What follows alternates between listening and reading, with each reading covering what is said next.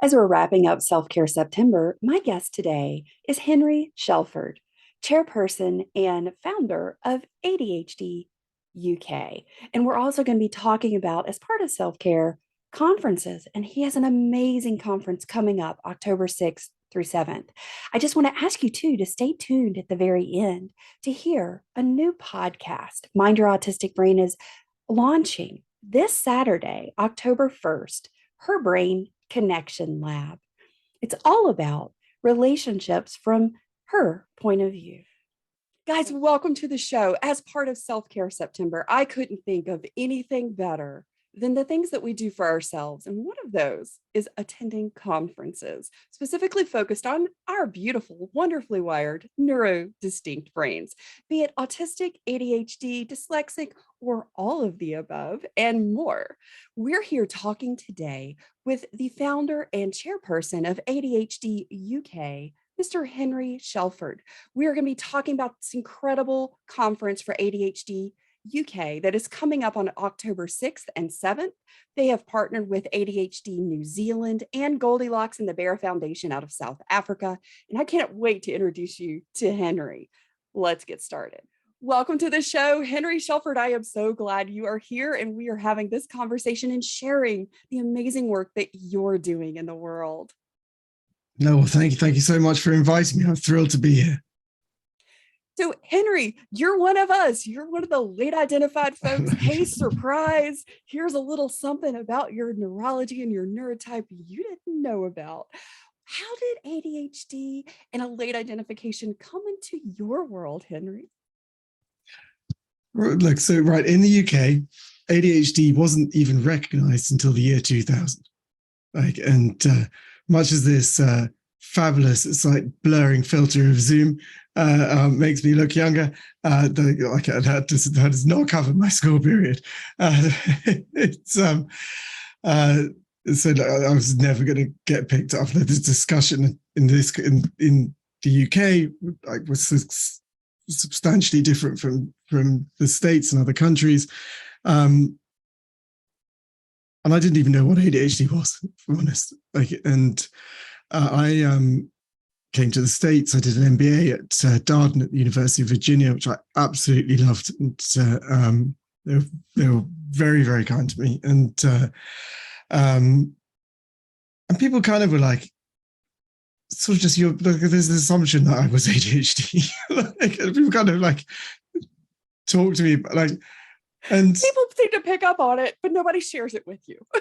Well, because the expectation that would have been dealt with some decades previously, I assume, and just that I would have awareness. At the very least, I'd know what it was. And so there's a bit of you're very I kind of just ignored it. And I did find myself coming back in the UK and well, just really struggling. And there's a sad reality that things like working memory and as you age, they do get slightly worse. And one of the sort of stories I like to talk about is, if you're functional working memory is here and you're kind of here, and then aging just drops you below here. If it's already very, very low as it is for me, it just went below the functional line. And I just I couldn't read a book. I couldn't watch a TV show. I couldn't, working was so difficult. And I was generally working, and as I recognize more, I was working between, the day was basically a write-off. I do some stuff, and then I really do my work between 6 and 10 p.m. when everyone else was gone. And I kind of find my tired brain can latch in, and there's those distractions, and it's just this isn't feasible. And I'm really struggling. And at which point I looked up what the hell ADHD was. And I know a lot of people talk about this, but you read it and you just go, right. Yeah, that makes sense. Oh my gosh, that's me. Yeah. How did I not connect the dots? Well, to be fair, I was very it's not really talked about in this country. And there's a sense of validation, oh my gosh, there's a reason I've been struggling. And this like brings it all into focus as to why.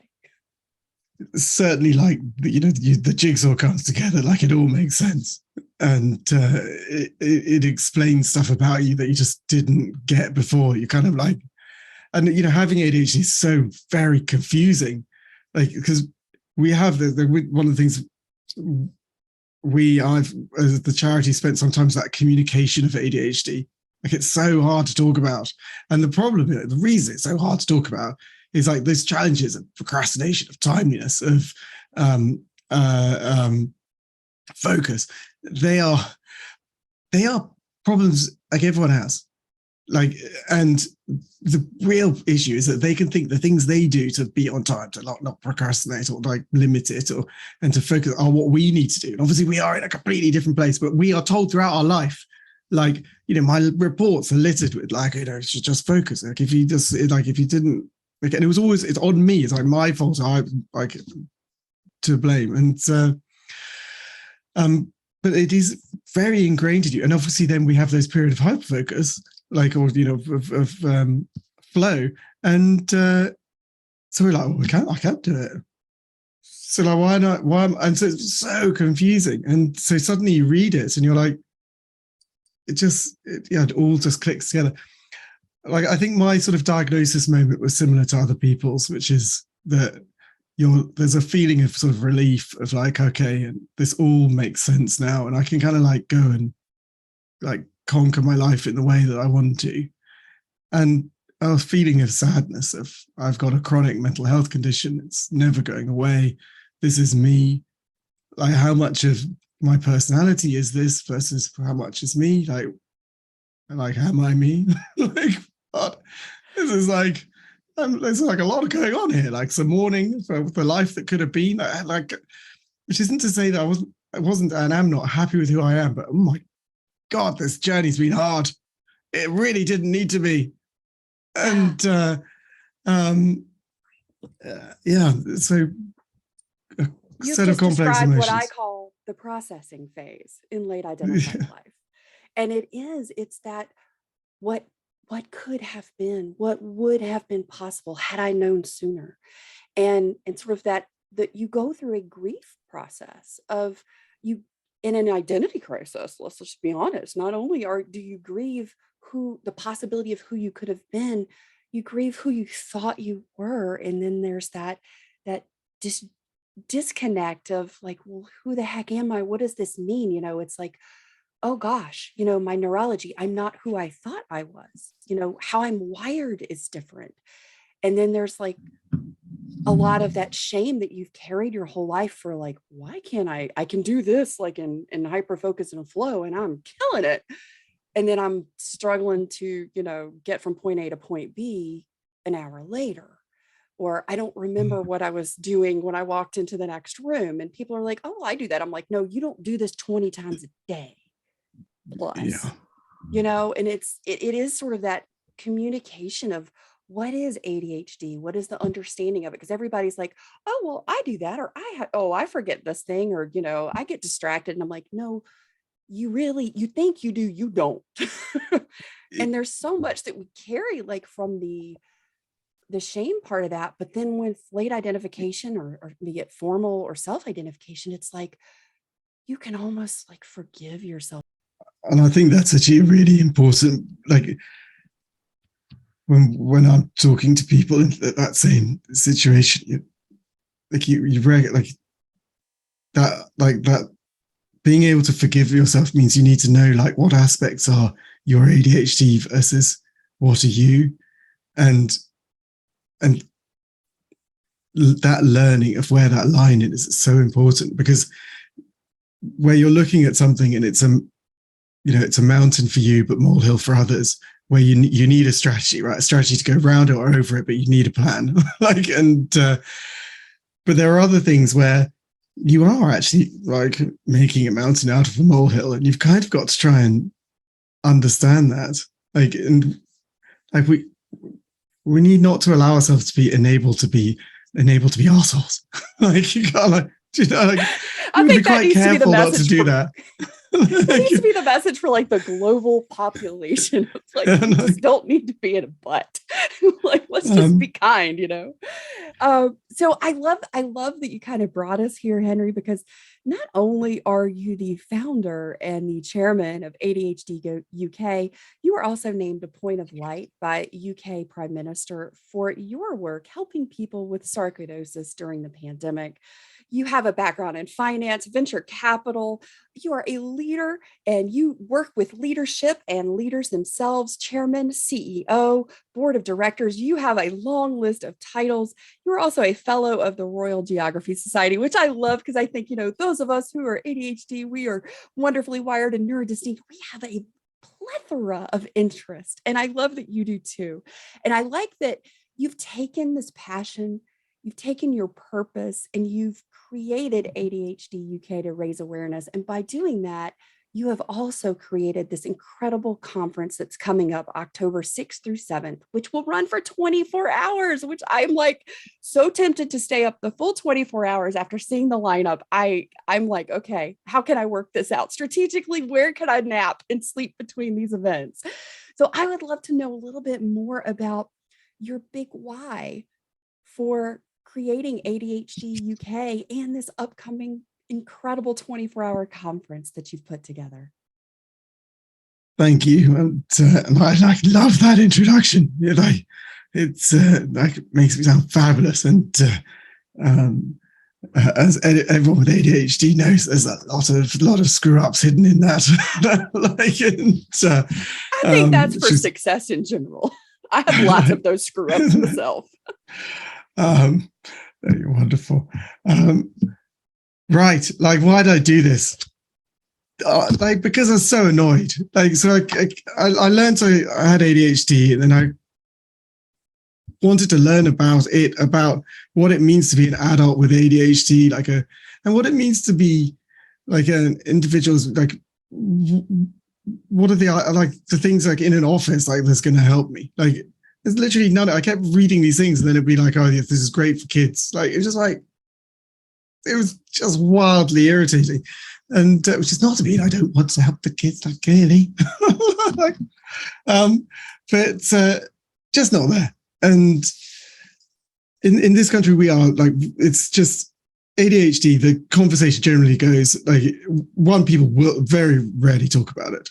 And that's changed, and that's making a very big difference because people are talking about it, and people with ADHD are going, wait, what? What is that? They recognize it in themselves, and that's important. But lost my track. It's terrible. Should not have allowed myself to tangent. No tangent. Come on! You are in a mind your autistic brain space. This is what we do. You are among your tribe here. Go right for it. We're all good. It's very kind. But I think we all know, we're happily on a linear conversational thing. We tangent off here, and then we're like, okay, where was I? I do not remember. Now I'm just going to keep talking in the hope that I will be able to rebuild it in my brain roughly where I thought I got to. Then I'm just going to start speaking and hope for the best. Oh man, I love that vulnerability and that transparency and that, Henry. Thank you for that. We are not alone, folks. It is not just us. Henry does it too. But that anyway, big why is always our driving factor. You're right? very kind. That's helped me back on the rails. Yeah, and I recall now. I was very annoyed. But the conversation with ADHD, it kind of goes, I did get back. It kind of goes, oh, I've heard of that, but I don't really know much. Mostly because why are you not a small boy, running around? Because that's what I think ADHD is. So you look like either you're very, very mature, matured early and aged horribly as a young child. And it's and that's just not good enough, because it means when you're trying to talk in the workplace and saying look, I need help, people are just no, do you? I don't believe you do. And you ask for adaptations, and people kind of half-heartedly do it for a couple of weeks and then stop, or we have that discussion, and then they kind of go, right, we're done here, right? Yeah, you're good. This is done. Or no, we never need to talk about this again. And it can't be like that. And we know, the thing is, we know that, right, people with ADHD, and this really goes across the neurodiversities, like, we can be amazing, right? We can thrive. Like, we can create extraordinary things, do extraordinary things, but like, people get in the way. Like, and we, you know, the analogy, right? It's your superpower. You know, it is, absolutely. But you know what? There's a lot of people like lobbing kryptonite. and like, they need to stop doing that. They need to stop leaving like you know, workplace kryptonite boulders. I just thought it'd be nice there. Like, why have you got a problem with it? Like, it's green and lovely. Like, no, it's like, you are destroying my life and career. Could you please stop? Like, and that analogy is not bad, right? It's often something that's not particularly important, but like, oh my gosh, people who don't recognize. I'm trying to propagate it because I find the superpower one quite undermining, because it's like kind of cringy. You know, you've got a superpower, and you're like, no, I don't. like I like the idea of this, but like, it's like you're making me now feel like that I should be succeeding wildly, and like, it acknowledges none of the challenges, and actually can make me feel slightly worse than I did coming into that conversation. And so that's why I like the kryptonite bit, because everyone kind of gets that. They're like, okay, yeah, that makes sense. Like, you know, most superpowers, they've always got a flaw. Like, yeah, I remember that now. Like, there are challenges that, like, you know, Achilles, like, protect the heel. Like, you know, like, and so I think it becomes a more sophisticated metaphor that kind of works. I agree. I love it. I will absolutely help you spread that one, Henry. Nice. So your big why for ADHD UK was like, you were just fed up. You were irritated. You'd had enough. You're like, we got to have some real conversations about that. So what was the big why for this incredible conference? I mean, this has come together in what, like 12 weeks, something just really spectacular. Some amazing people. Some amazing people. Kudos to Christine, am I right? Holy, and my your God, entire team. Oh my goodness. There are a lot of people like who've got involved to make this happen, and not least, obviously, the speakers volunteering to do it. No one's getting paid. Like, it's all, everyone's volunteering. It's been so, like, there are conferences, and like, they're just always they're not, like, often very formulaic. One, we have a really strong belief as a charity, like, and I know it's different for other organizations, but like, we don't gatekeep information. Everything we do is available for free, for download, for use. And even the stuff where we do that kind of has to be, so like, paid, like, so let's say corporate speeches, which provide a bit of income for the charity. We've recorded one, so any organization that can't afford that, you can still, you know, it's still available to you. We have an ADHD at Work welfare pack. It's designed for you to give your line manager. There are others of those around, but you have to be paid for it. You have to be part of a membership organization. Most people in the UK, and it's common around the world, are employed by SMEs. They're not members of these things. They're small organizations. They don't have these big support packages. And it's, in the UK, it's 50%. You're like, fine. Like, if you make it this like restricted thing, at least 50%, never going to see it. There's no use. And that's just wrong, like, to my mind. So when we were putting on a conference, like, some of the specifics were, it's got to be free. Like, it's got to be available to all. And so you can register. We have a nice Q&A system so people can put in their questions, so it's sort of formalized, and do register, but it will be broadcast out, so like, you'll be absolutely open to all. And then what we wanted to do was like take the best of people's different ADHD ideas around the world. And the actual gestation of this was, I was having a chat with ADHD New Zealand, where we were just planning to mutually steal each other's best ideas. And I said, like, we should do something here, like, you know, maybe a conference. And then, like, I looked at I went, like, shut off the thing, and I was like, oh, wait, no, that will not work at all. Like, 12 hours difference, how's that going to work?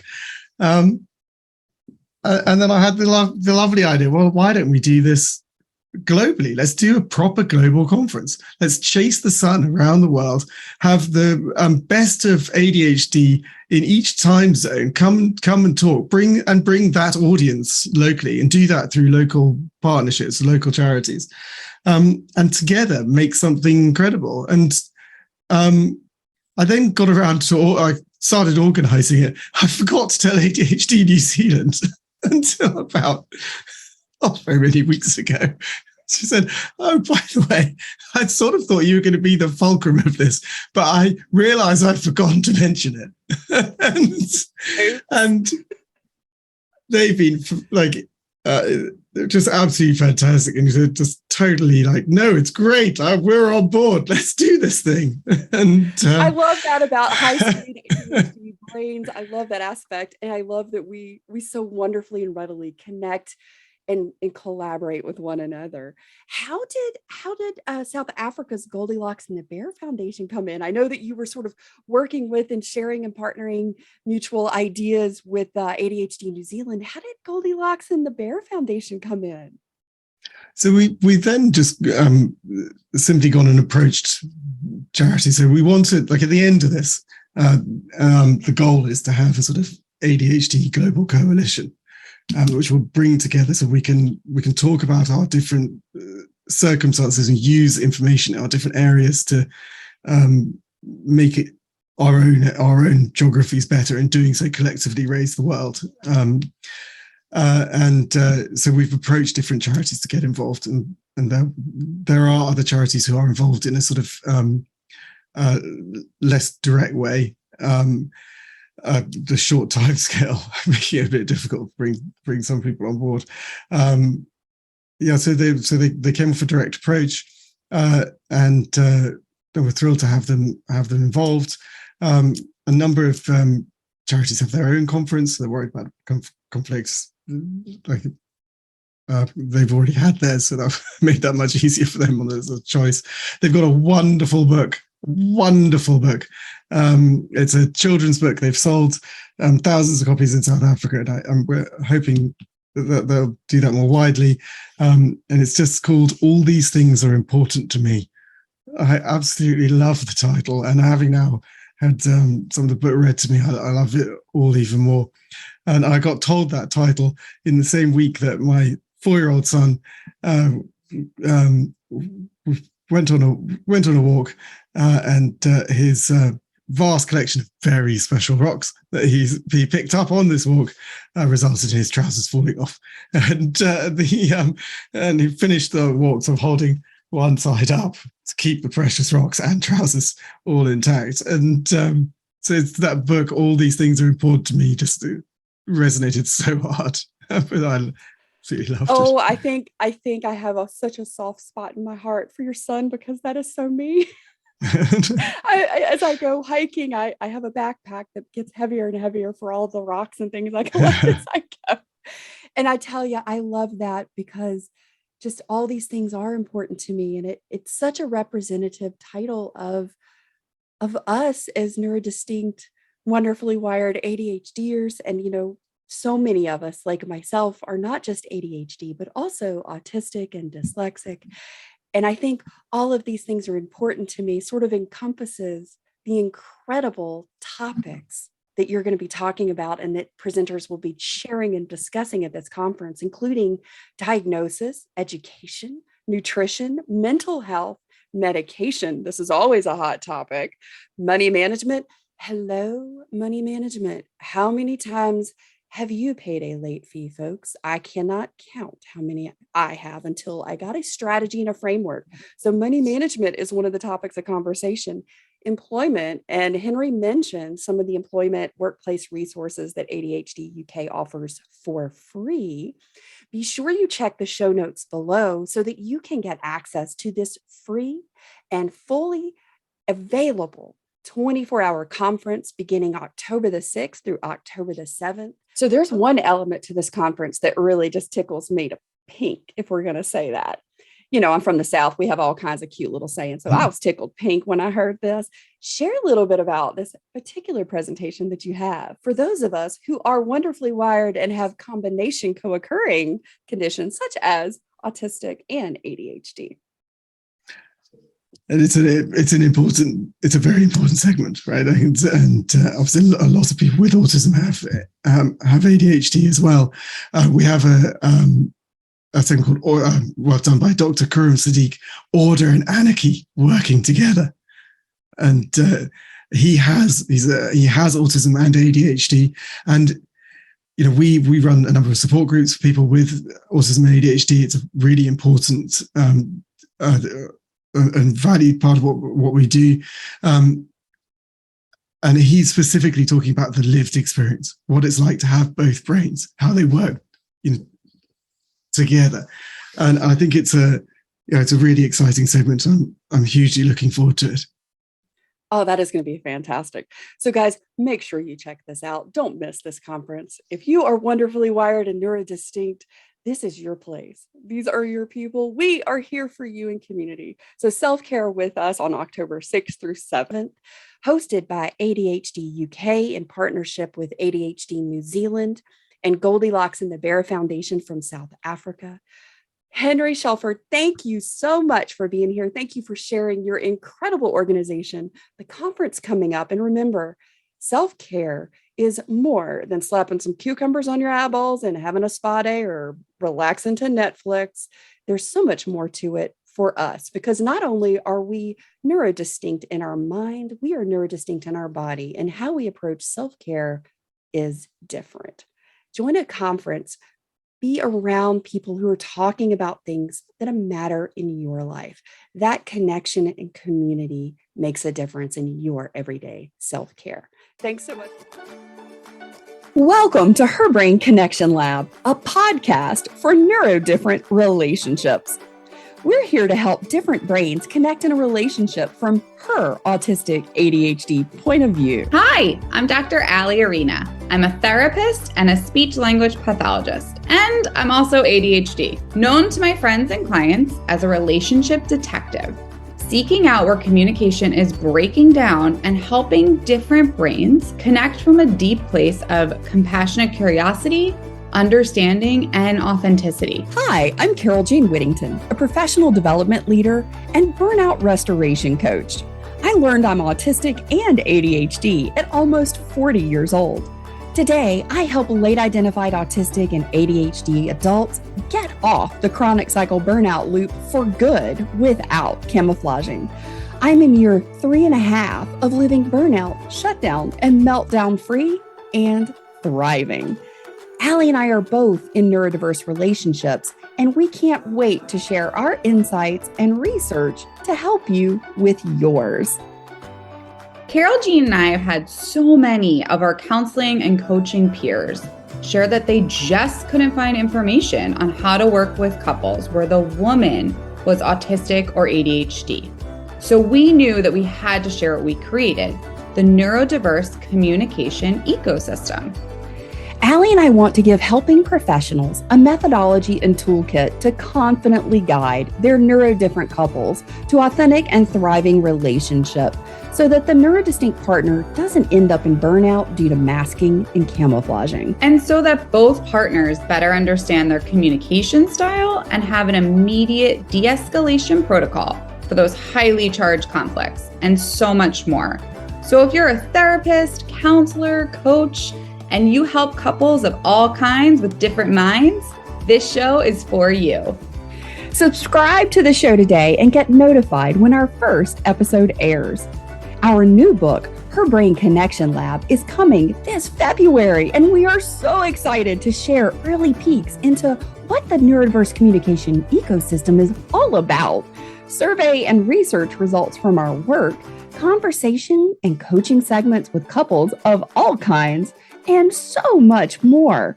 Hit that subscribe button right now and get the resources you need to better connect the couples you serve.